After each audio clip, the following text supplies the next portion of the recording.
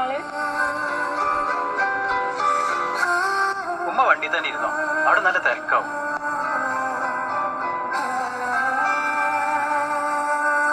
കാറൊന്ന് clean ചെയ്തേക്ക്. ഉമ്മ എന്താ അവരോട് പോവാന്? ഉമ്മാനെ ഗൾഫ് കാണിക്കാൻ കൊണ്ടുവന്നതല്ല മോനെ, മോള് 8 മാസം ഗർഭിണിയാ, അതിനെ കൊണ്ടുവന്നത്. ഉമ്മയ്ക്ക് ഇവിടുന്ന് നല്ലൊരു ചായയും പപ്സും വാങ്ങിച്ചാട്ടെ.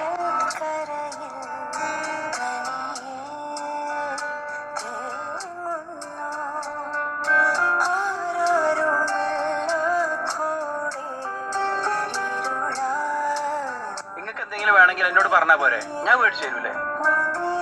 മോൻ പറഞ്ഞില്ലേ അവിടെ തിരക്കാണെന്ന്. കുഞ്ഞുനാളിൽ എത്ര തിരക്കുള്ളെടുത്തും ഇത് സാധാരണ ഈ ഒരു വീഡിയോയിൽ നിന്ന് നമ്മുടെയൊക്കെ കുടുംബങ്ങളിൽ, നമ്മുടെയൊക്കെ വീടുകളിൽ നടക്കുന്ന ഒരു യാഥാർത്ഥ്യമാണ്, പച്ചയായ പരമസത്യമാണ്. 55 വയസ്സ് ആയിക്കഴിഞ്ഞാൽ പ്രായമായ നമ്മുടെ മാതാവ്, പ്രത്യേകിച്ച് വിദേശങ്ങളിൽ ചിലപ്പോൾ ഒരു ജോലിക്കാരിയുടെ ഒരു പരിഗണന പോലും അർത്ഥിക്കാതെ വീടിൻ്റെ 4 ചുമരുകൾക്കുള്ളിൽ അവരനുഭവിക്കുന്ന പ്രയാസം വളരെ സങ്കീർണമാണ്. പക്ഷേ എൻ്റെ മകൻ്റെ മകൾക്ക് വേണ്ടിയിട്ടാണല്ലോ, എൻ്റെ മകൻ്റെ പേരക്കുട്ടികൾക്ക് വേണ്ടിയിട്ടാണല്ലോ മുട്ടുവേദനയും ഉരവേദനയുമൊക്കെ അവർ സഹിച്ചുകൊണ്ട് അവരൊരുപാട് പ്രയാസങ്ങൾ അനുഭവിക്കുന്നുണ്ട്.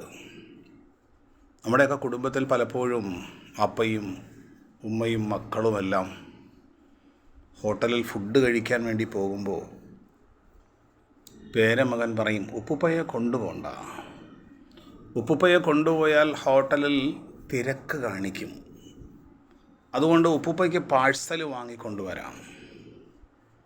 ഡ്രസ്സ് ചെയ്ത് അത്രയുമൊക്കെ തേച്ച് വരാൻ തയ്യാറായ ഉപ്പ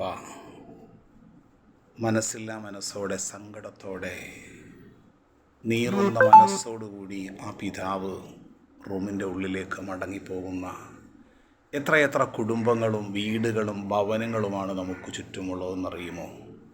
ഇതൊരു യാഥാർത്ഥ്യമാണ്. പക്ഷേ പരലോകത്ത് എൻ്റെ ഉപ്പയാണ് എൻ്റെ സ്വർഗത്തിൻ്റെ അടിസ്ഥാനം, എൻ്റെ ഉമ്മയാണ് സ്വർഗത്തിൻ്റെ അടിസ്ഥാനം എന്ന ബോധ്യമാണ് മാതാപിതാക്കളെ ചേർത്തു പിടിക്കാൻ നമുക്ക് കഴിയുന്നത്. അങ്ങനെയുള്ള ഒരു വിശാല മനസ്സ് അല്ലാഹു നമുക്കൊക്കെയും നൽകി അനുഗ്രഹിക്കും.